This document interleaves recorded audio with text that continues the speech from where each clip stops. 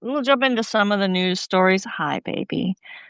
Because I have a feeling they're going to be like, all of a sudden, they're going to decide this can't be a very long live because now they're like swarming me. Like, now we want your attention. Like this boy right here. Hi. Hi, buddy. They're just like on either side of me. All right. So let's get to the news. The biggest one is President Trump is calling the National Guard into D.C. Uh, and trying to take over the police force up there in DC. Um, and he's claiming it is got to do with crime, which is pretty preposterous if you look at the actual crime rates right now for DC. Apparently, they are having record lows on violent crimes. It was also brought to my attention this morning that the CDC actually was shot up, not in DC, but in another state, which is literally like a government building that was attacked, and there's no police force being sent there.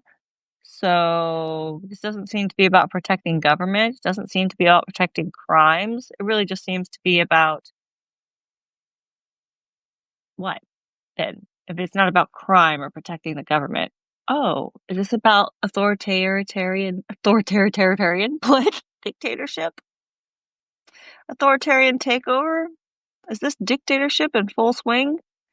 It's like like in California when they did this, they just like manufactured a situation and made it so much worse.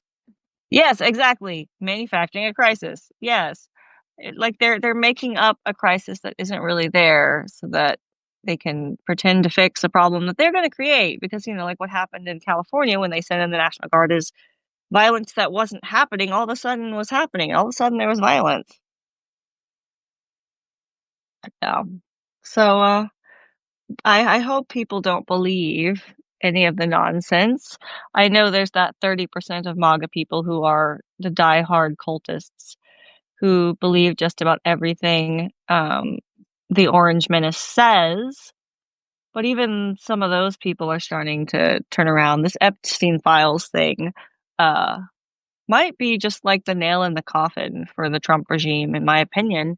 That's why I think we have to keep pressing on it and keeping like, yeah, it sounds like something someone who's trying to distract from the fact that they're in the Epstein files would do. Like, let's talk about anything but the Epstein files because we all know he's in there. We all know he's guilty. Uh, and you know, for MAGA, it was almost like one of the pillars of their cult that they would like expose these like people in government that were uh, hiding secrets and things, and they would release this Epstein list, and it was like a big deal that they were promised for probably years, but at least the whole campaign, they were promised that when Trump was in office, everything would be revealed, and so this pillar, this Epstein list thing, was just so big that they hyped it up so much but now that it's not happening, so many of them are like that was just too much for them, which is kind of interesting. Uh, yeah, everyone agrees. Epstein files are priority. Dims and MAGA. Yeah, so I love that there's something people agree on, and it's something that the MAGA base even is like, what the heck? You would have thought they'd be what the heck about groceries when grocery prices didn't go up, like my mom was buying ground beef because she wanted to make everybody dinner yesterday. Um, because my grandmother's in town, and so yeah, I've been hanging out with my grandma because my grandma's awesome. I love my grandma. I love my mom too, but my mom's always around. My grandma isn't always around. And so like hamburger meat was like it was like $6 for a pound of hamburger meat. Like what? Freaking ground beef, you know? So what about that? Like, oh, but no tariffs on gold. Yay. That's what we were all looking for. It's just nonsense. Let me see. I read your blog on indoctrination and teaching. It was very interesting. What got you to write that? I was thinking about just how, as a child, much just torment and anguish the first part of my life was spent in because I thought I was innately a bad person or doomed to hell because I couldn't make myself believe in the stuff that was in the Bible. It just didn't, it wasn't something I was drawn to. It wasn't something I believed, but I was told if I couldn't make myself believe in it, I would go to hell.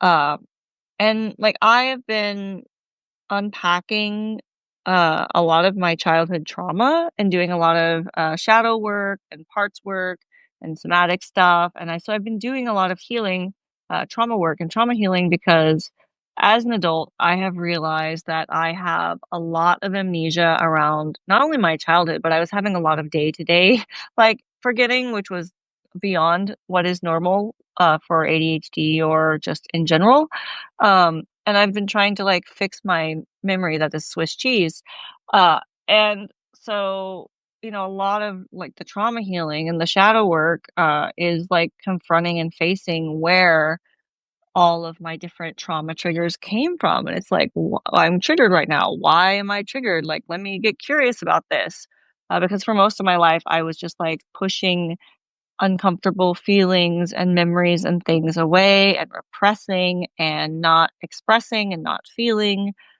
Um, and so a big part of that is like going back, and a lot of memories are just that I didn't have before have been coming back. And so my memory's been refilling in with a lot of like holes.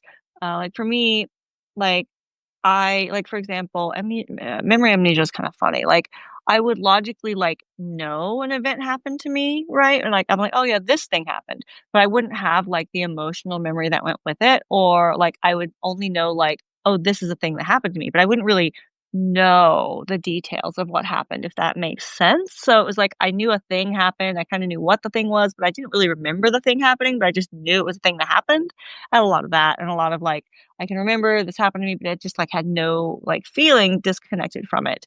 And so I've just kind of been do all that trauma work is just bringing a lot of things back up because 'cause I'm revisiting so many things, from growing up and, just a lot of the core wounds and realizing how, uh, like, shame was a is a really big component of why I was pushing so many different aspects of myself away, whether it be like feelings that society thought was uh, inappropriate, or if it was just like beliefs about things that society was like, you can't have those beliefs, just things about myself that I felt shame for. And so shame was a really big piece of like why my trauma brain was the way it was, and like why I had all these triggers I didn't understand, and why I have all this amnesia. And so like I've been unpacking a lot of shame and learning to, like, embrace all of those parts of myself that I was taught my whole life to be ashamed of, and learning to, like, be curious about the things that are, in my shadow, so to speak, that I've pushed out, and learning to re-embrace those parts of myself that my whole life I was taught weren't, embraceable and should be shamed. And religious trauma is like, one of the core things that gave me like a big piece of shame, especially as a queer, neurodivergent, gender fluid person. Like religion in Texas in the Bible Belt uh, was something that creates a lot of shame in a lot of us, and just that whole like believing I was doomed to hell from the time I was probably, like, 5 or 6 years old when I learned this in Sunday school, uh, until I was, like, probably 11 or 12 when I was just like, "Oh, well, I'm just doomed to hell, then I'm gonna accept it and not care anymore," but then I still was like, "Okay, if I'm evil, I might as well be evil." Like, I was kind of not a very nice person through my teens and for some years because like, the person I am now is not, like, the person I was. Like, I wasn't always just such a kind and compassionate person because, like, there was a point in my life where I had been so beat down and so ashamed and, like, believed that I was evil that I was like, "I might as well just be an evil asshole." Like, I'm so glad you didn't get to know that person, and I even had to embrace, like, that evil asshole and where they came from, and it wasn't really that they were evil, it was just that they thought because they were told by society they were evil, and so it's a whole thing, like, embracing and loving and learning where that came from and learning why, like, and why I was always so attracted to villains in the different shows and movies growing up. I always loved the villains. My mom thought it was because the villains were very, animated, because I've always been very animated, I'm like a dang cartoon, um, but I think it has a little bit more with my shadow work. Now I've done shadow work. I'm like, yeah, it's because I saw myself personified in the villains in a way because I was groomed by the church to believe I was evil. and sinful and wicked. And I was just a little kid. Like, how fucked up is that?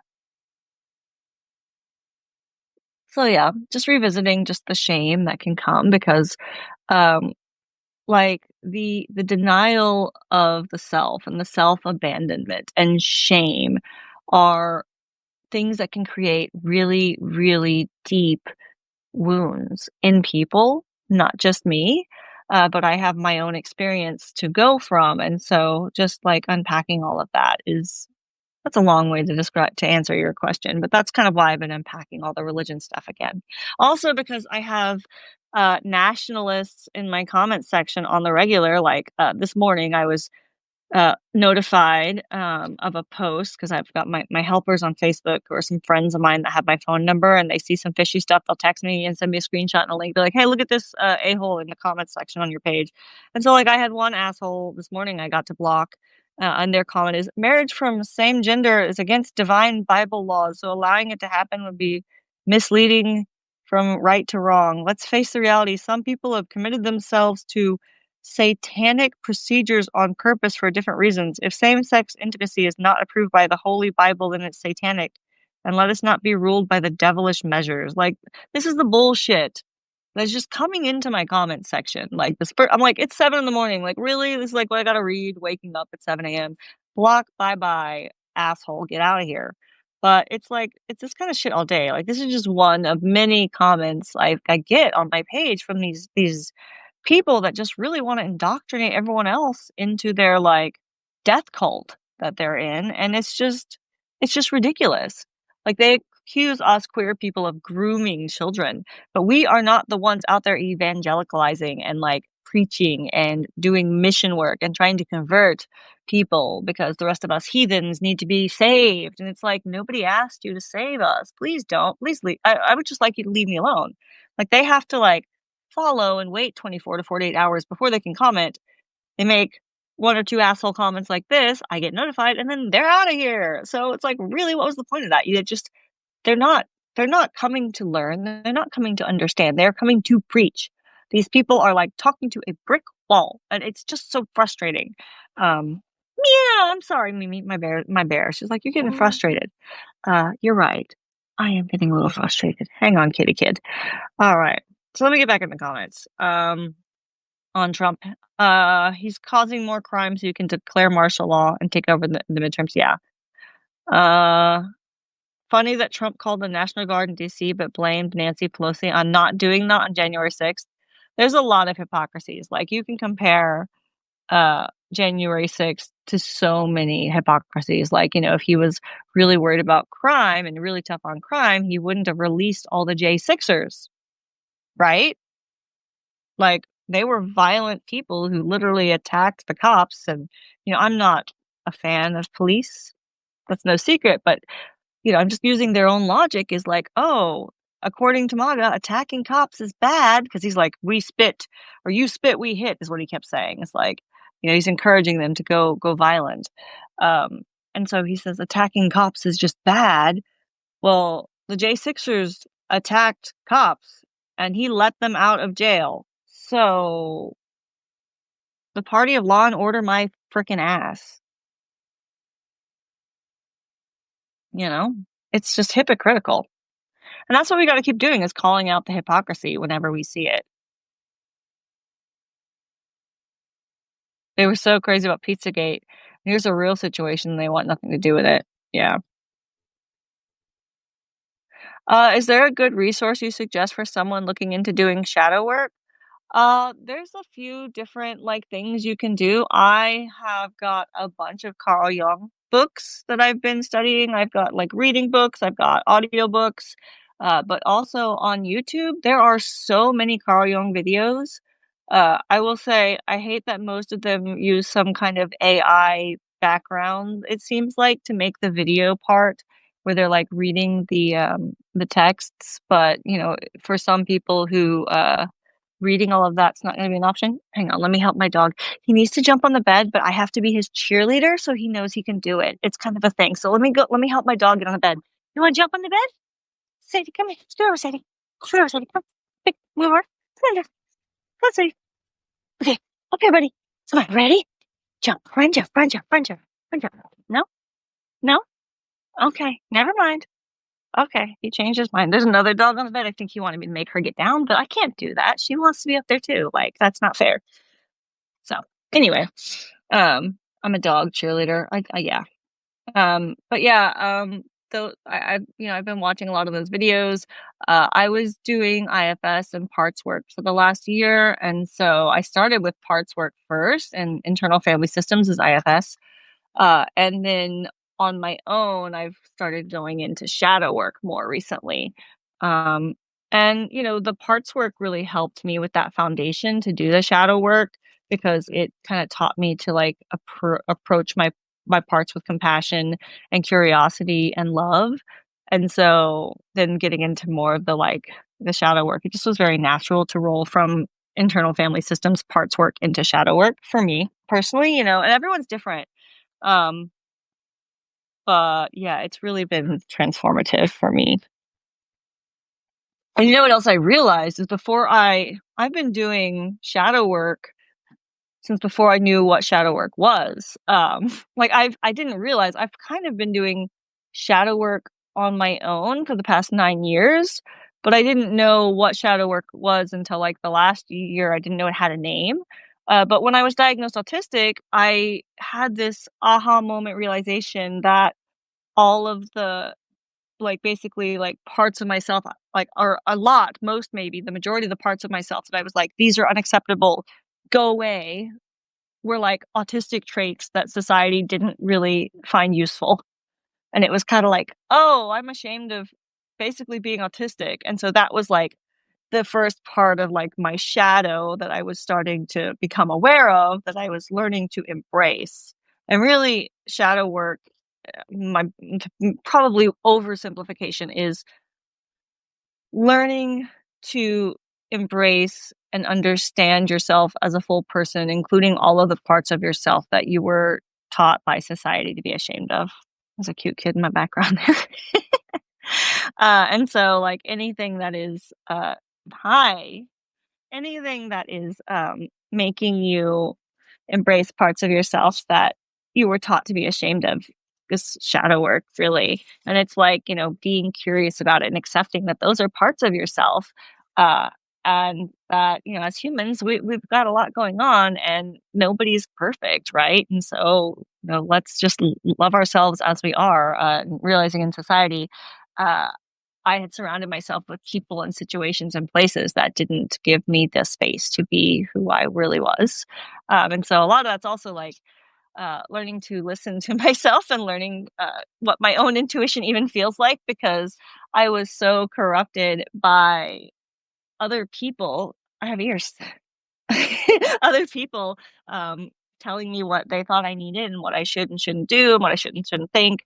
I couldn't even listen to my own intuition. Like I couldn't know what was in alignment for myself because I was only doing expectations of others and expectations of the world, and I didn't have any self-alignment. Like I had basically turned off my own intuition altogether. Like I had no intuition. I was ruled by anxiety all the time, and I was living in a state of chronic hypervigilance, and that was just my normal. And earlier this month, I think I have it on my calendar somewhere, I switched out of being hypervigilant, and like a lot of things started to change, and I integrated some really significant trauma, and it's like my memory is like totally new. Like I still have a lot of amnesia around like certain childhood events. I'm realizing because I met someone from childhood and they're like describing this whole thing, and I'm like, "I don't remember that, but I believe it happened. I just have 0 memory of it."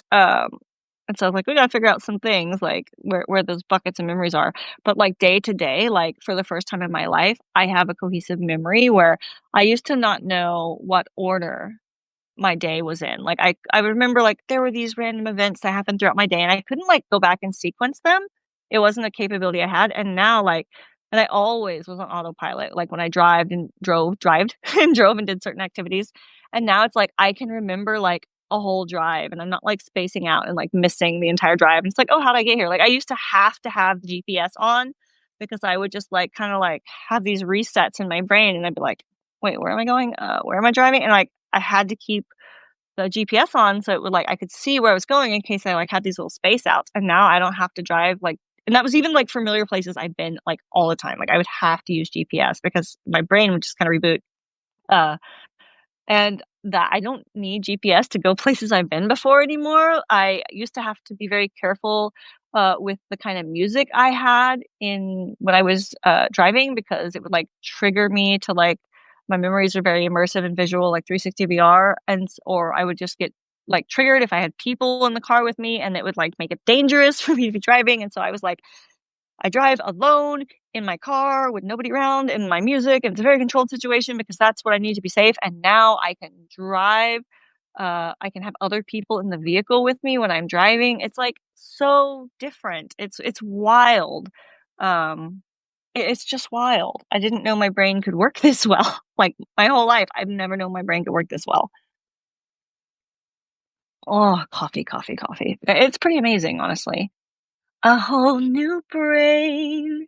I dissociate uh, a lot of my trauma away. Yes, same, that was what I was doing. Somatic therapy and parts work has made a huge difference. Getting a curious is so hard and brave and needed for healing, in my opinion. Yeah, you're not wrong. And the somatics is what I've started more recently, uh, because what I realized was that in my head, I like I started to finally, for the first time, like, I guess other people can do this and I couldn't, and I didn't know it was a thing that people could do, is, like, I always, like, when I, like, do hoop dance and flow arts and different things, and when learning a new move, before I built the muscle memory, I would struggle so greatly to learn any kind of new move because I couldn't, see my body in my mind, so it was like, I couldn't, like, know what my hand was doing or know what I was my body was doing unless I had a mirror in front of me to see it.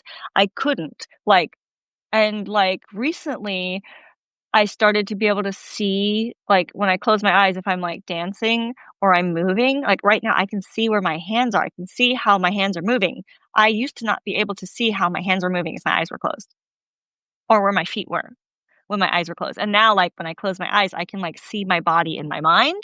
Like, so I guess I had no or not probably none, but, like, a very wonky, not useful brain body connection, and it made me a lot more clumsy, and so I'm still kinda clumsy. I fell down the stairs, but in my defense, the stairs were not properly assembled, and so it's a trailer, and they were not out all the way, and I clumsiness, yes, but it wasn't all me, you know?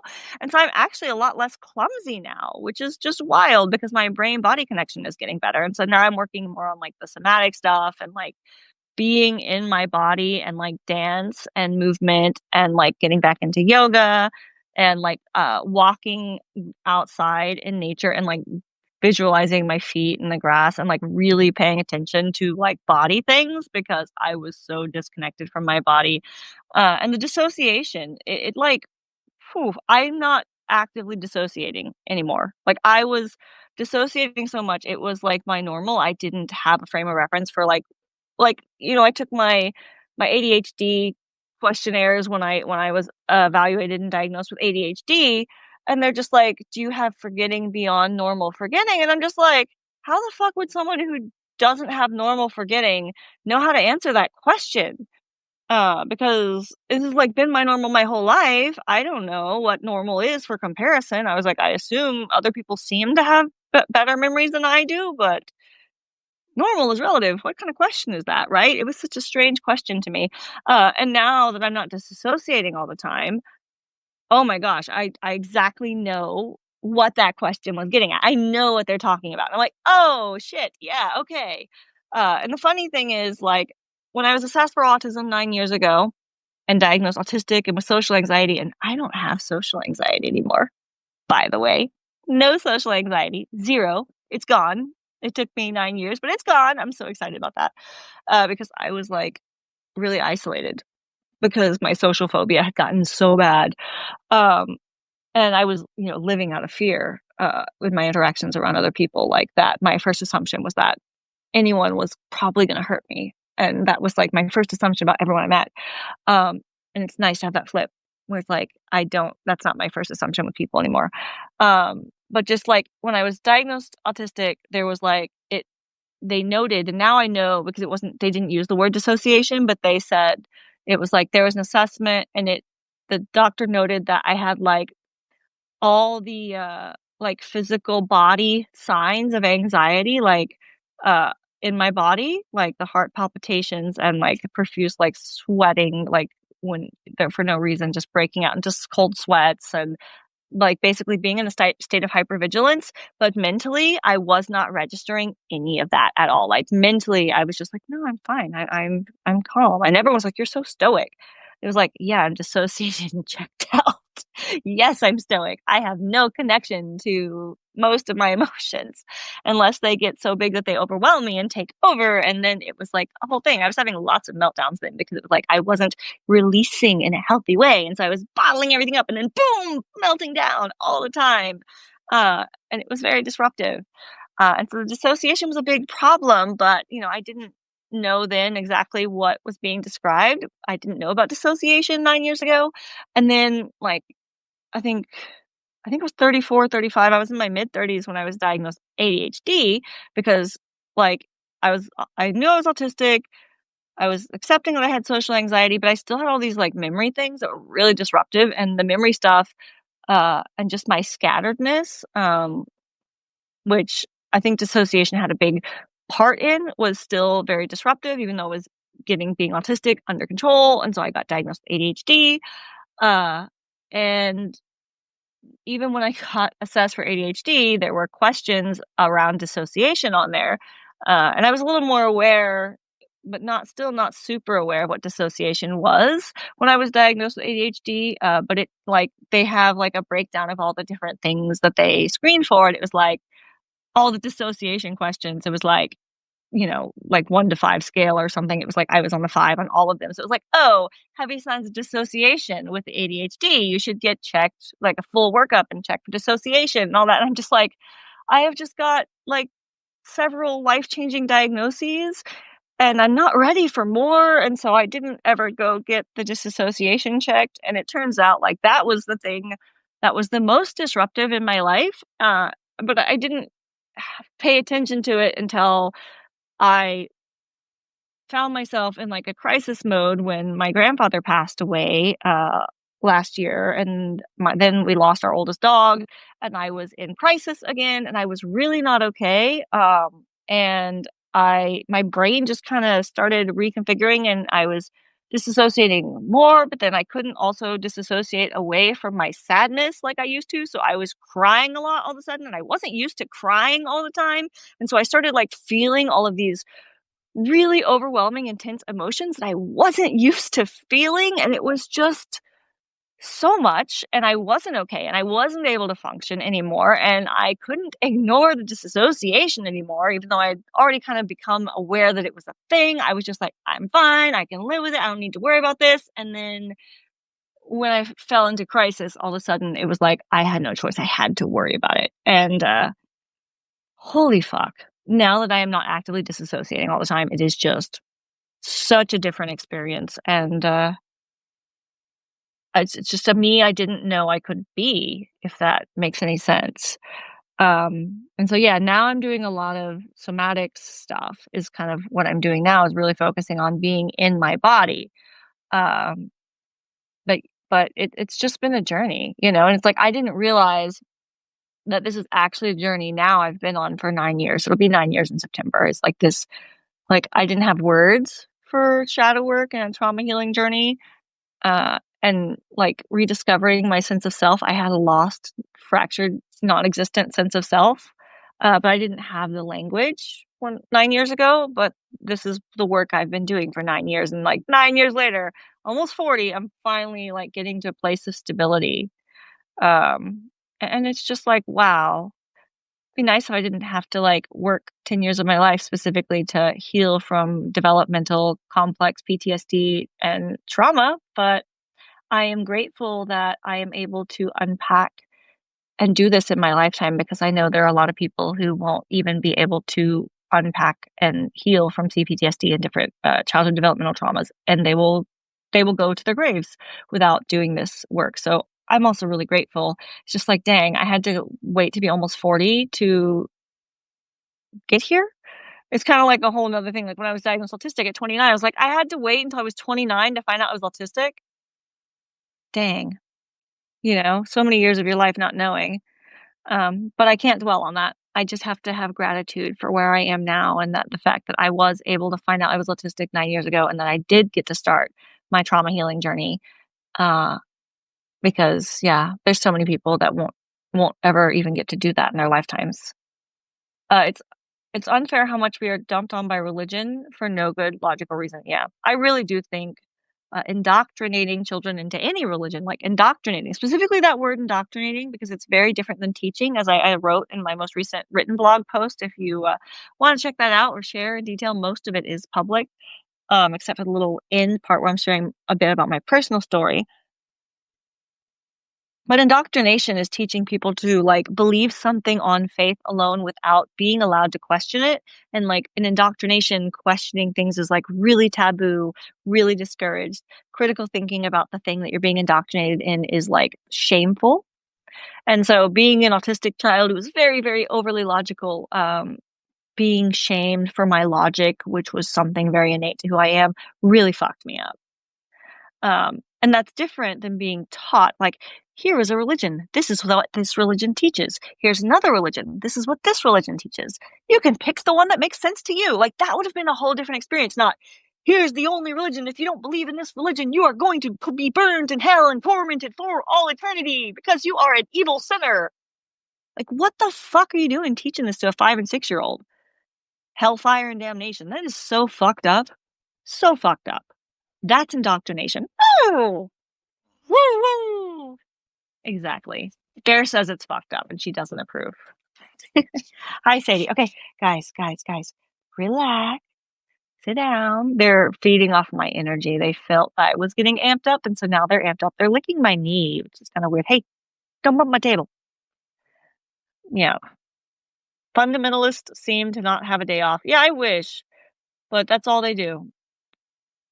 And he's about to Torrell? I don't, Tornreal? I'm so not knowing that word.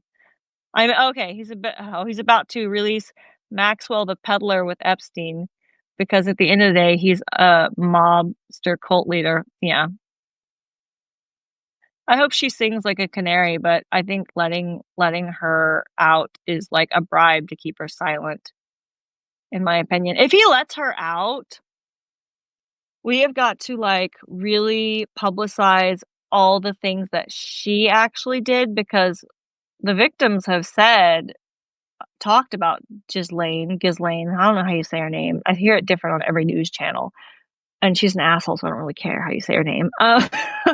But, like, apparently, according to the victims, who we should be listening to, but we don't, so we think we need a list because we don't listen to the victims, she was worse than Epstein. Like, she was horrible. She wasn't, like, a victim in any of this. Like, she was a very or is, I guess she's alive, right? But she's in jail. So I guess not was. But she, the crimes she committed were just as bad, if not worse, than Epstein. And she was just very abusive to these young women. Um, so just Lane is a bad, bad, bad, bad person. And so, like, if he lets her out, we need to really hammer home, like, the fact that these are the kind of people he's associating with, and these are the kinds of crimes he's okay with, and this is what's pardonable. Um, it all comes full circle. Like, if you notice, I think Trump said recently I think it was a press conference or somewhere, we're talking about this DC stuff with militarizing DC. That, like, there's young people as young as 14 that are doing all of these bad things, and he's really, like, been anti-youth recently, and he wants to try the youth as adults. And I honestly think Trump saying he wants to try 14-year-olds as adults is gonna be like the next thing will be like, okay, well, 14-year-olds can be tried as adults, so they can get married, and then we're gonna have these people with child brides who are as young as 14. Like, just mark my words. Just see if this happens. And it's like, if they trap people in marriage when they're, like, young, 14, get them pregnant early, before they have a chance to, like, even finish high school and get an education if that's something they're moved to do. Like, they're gonna be trapped for life in these marriages, and they want to, like, get rid of no-fault divorce, so they wanna make it really easy to trap people from a young age in a marriage that they can't get out of, in my opinion. We'll see if I'm right. I hate how right I've been about so many things in the past year or 2. It's really frustrating. You're gonna be 41. I was gonna say, "Oh, you're so young." I was like, "Wait, I'm not 41 yet." I feel old. I feel like I've lived 7 different lifetimes. If you know, you know. Uh, yeah. It's just been a wild roller coaster of a ride. Let's see what else is going on in the news because I got on a little tangent. Drop comments if you want me to go on little tangents. I'll do tangents. The trauma healing tangent's a good one because that's kind of what I'm obsessed with right now just because my whole life has just really changed in, like, the past month, just to a rapid degree. Oh, yeah, that was a thing too. Did we hear that ICE agents have started using facial recognition phone apps? So they're, like, scanning people's faces with phones, and it's like they came out in Newsweek, and June at the end of June, and now people are have I've seen videos on social media of ICE, like, doing the face scanning, so, like, people are seeing it in the field now, um, and people are like, "Oh, this should be a good thing, so they're only getting illegals, right?" I'm like, "No." Because I already know they're gonna be looking for dissenting voices, like, they scan my face, like, I'm a legal citizen, like, I have ancestors who were here before America was here, but I've been talking a lot of shit about ICE and the regime. You think me being legal and pasty is gonna protect me?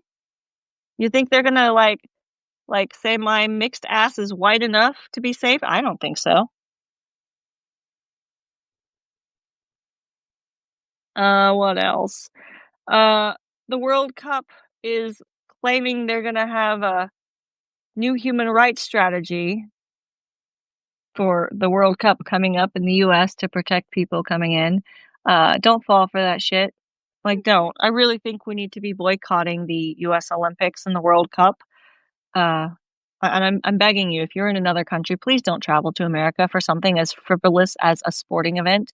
You could be putting your life in very, very significant danger just to come see a sporting event. Like, and even if you're a white pasty person, like, and you think, "Oh, I'm not brown skinned, I'm safe." No, we have already had Canadian and German tourists who are pasty people, like, not of questionable mixed race like me, like, have been arrested and detained. So, don't think you're safe, don't get comfortable, don't come here, it's not worth it, like, please don't come. It is really dangerous for you to be here. It is not the time to come to America, and even then, it is not the time to be on an airplane. Like, there've been less, reporting in the news, I think because people are just getting used to it, the fact that the planes are unreliable now, but planes are catching on fire on the runway before they even take off. Like, planes are like, we our planes are not okay right now. It is n Not only is it not safe from a human rights perspective to be traveling into the United States right now, especially if you've ever said anything bad about the regime because they've already copied all your social media. They already have a file, like, they already know. They can look you up. Even if you delete it or come with a burner phone, they're gonna know. It's just not worth it, and then if you even land safely without your plane blowing up, because it's not a good time to fly here. It's not a good time to come here, it's not a good time to fly here. It's not worth it. Um, yeah. Ugh. Oh, this should have been the top of the hour story, and I hate that we're here. And this was a big one I mentioned yesterday. Uh, the Supreme Court has officially been asked to see the case to consider overhearing the same-sex gay marriage law. Uh, and it's like, okay, come on, we knew this was coming, right? Like, I knew this was coming. If you read Project 2025, you should have known this was coming. It hasn't been overturned yet. They're asked to consider overturning it. And hopefully they won't take up the case and that, they won't overturn it, but maybe not this time, but I do think eventually this is one of their goals. Like, according to Project 2025, they want to overturn gay marriage, and overturning Roe versus Wade was part, like a step one that they needed to accomplish before overturning gay marriage. And like people are like, well, why do you need to legally be represented as married? And it's like, do you not understand? Like, if you like the difference between like when you're not someone's spouse and when you're just like dating them, like you have different protections. If there's an accident and someone's in the hospital, if you can visit them, if you get on your partner, your spouse's medical insurance or dental insurance from their work. Like if you're not their spouse, they don't have to grant that to you. So you might lose your health care. Um, there's just a lot of situations where if you're not legally married, according to the federal government, you don't have the same protections. And then it gets into all like we really still don't even have marriage equality for disabled people because a lot of them will lose their benefits if they get married because they expect the disabled person's spouse to essentially be their caretaker, which is wild. What are you doing? Bear, she keeps picking up a tennis ball and she's just walking around the house and dropping it and letting it roll and bounce across the floor. And like she's trying to get my attention. Like, hi, kid. Hey, we're doing a broadcast right now. Can you give us a break? Just a minute? I know, you're so excited, but I happen to know that you're not starving to death. But so all of this potential of overturning Obergefell versus Hodges, Obergefell versus Hodges, is because of the former Kentucky County Clerk Kim Davis.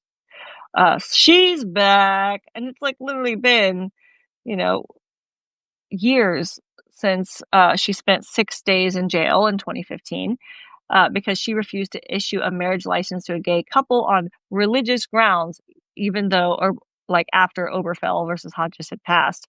And basically, she's appealing for $100,000 jury verdict and emotional damages, 260,000 for attorney fees.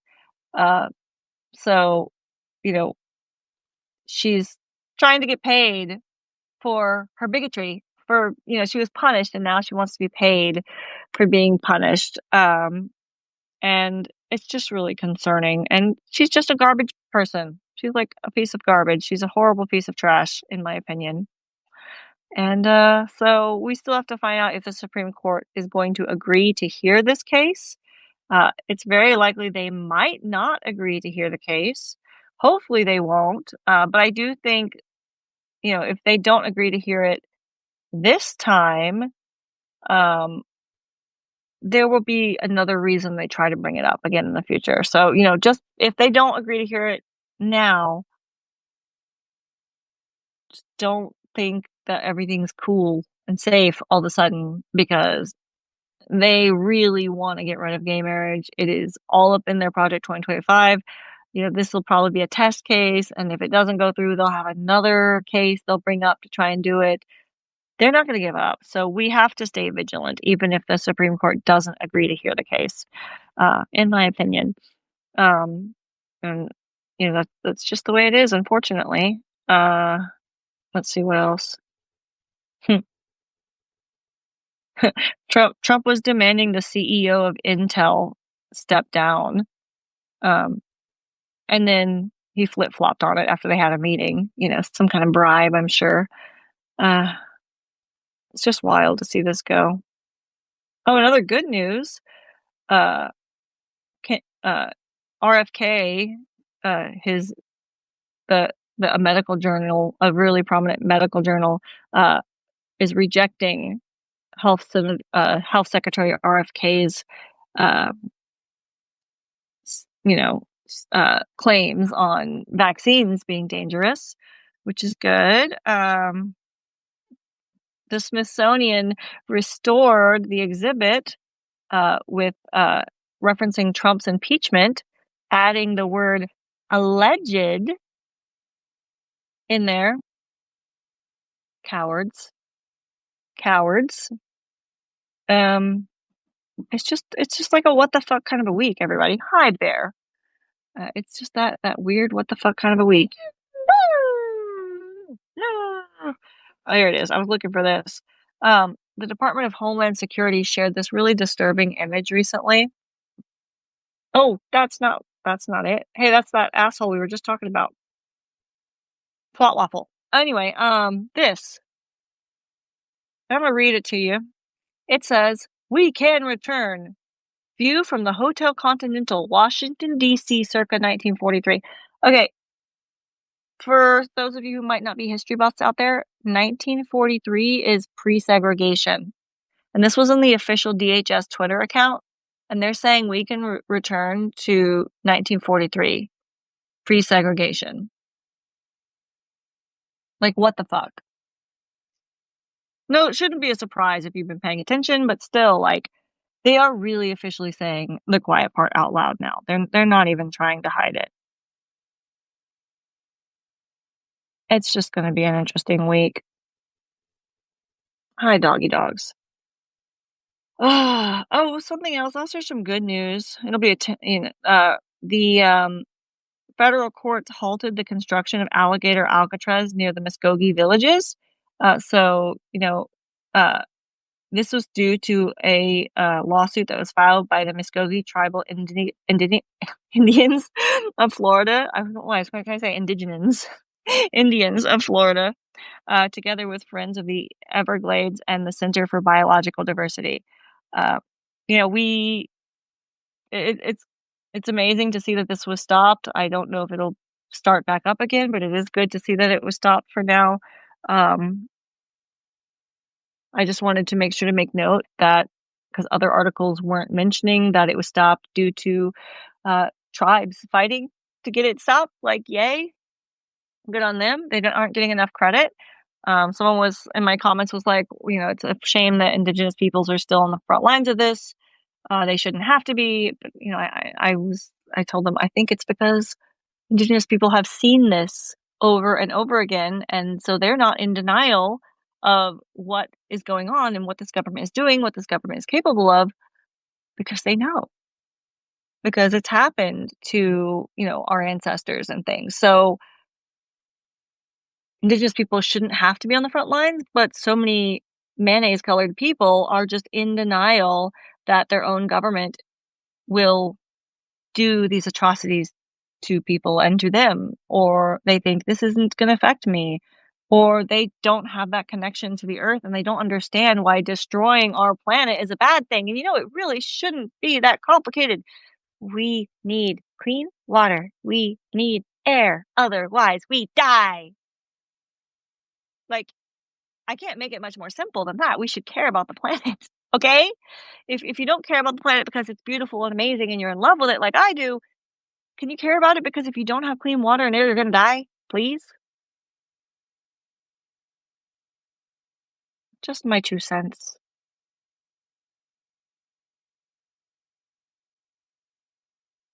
Let's see, go back to the comments real quick.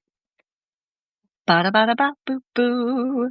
This is gonna be a short live, just because I've got dogs begging me for things, and my grandma's here, and I wanna see her, and all of that good stuff. There's some Christian nationalists that believe that women shouldn't have the right to vote. Yeah, I saw that. CNN did a piece on Doug Wilson and these 2 other pastors that believe there should be a one family vote, meaning many heads of household have the final say on the vote. Yeah, of course.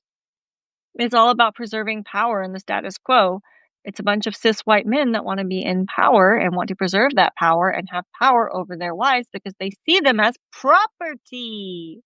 Because they don't want women to be people. They want to dehumanize women and take away their personhood. They want to dehumanize anyone who's not a cis white man and take away their personhood and their ability to make decisions for themselves.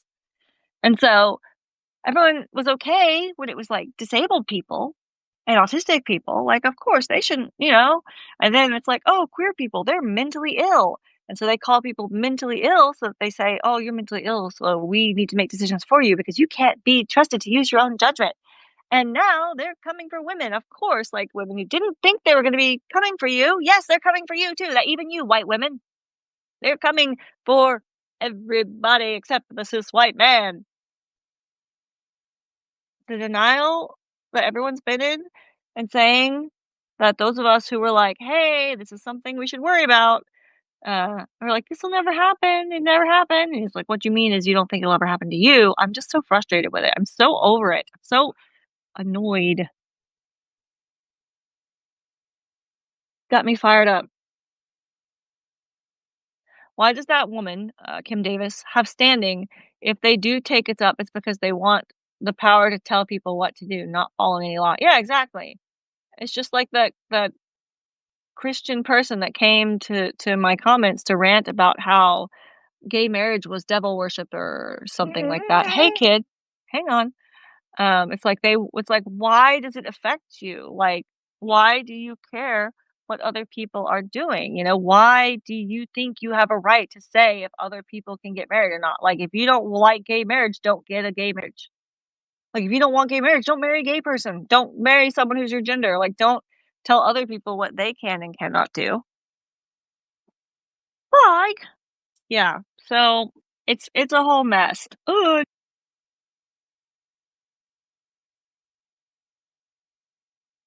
Oops. Okay. Alrighty. My audio was off for a minute. I had to mute it. Oh, my dog. Hang on a second. I gotta take care of a dog real quick. Hang on. Don't leave. I'll be right back. Copper, come here. Oh, Bubba. You okay? Did you eat grass? My dog is tummy's hurt. He's gonna puke. Okay. You okay? You okay? All right. All right. Sorry. Oh, me. Okay. I'm probably gonna log off, just because, like I said, my grandma's here and I want to spend some time with her. She's gonna leave in about an hour, and so I don't have a lot of time, and I gotta feed these dogs and all those things. Uh, but thank you all for jumping on here today, for spending a little bit of time with me this morning. Um, I hope you're all doing well. I will definitely be back next week for either 30 minutes to an hour, depending on what's going on in the world, how many things I have to talk about.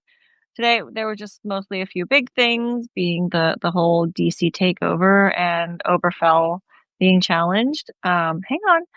Uh, so, like, those are the big things that are going on. And then the Epstein files. You know, Trump's in the Epstein files. He's in there. I'm sure of it. I have no doubts personally. What do you think? Do you think Trump is in the Epstein files?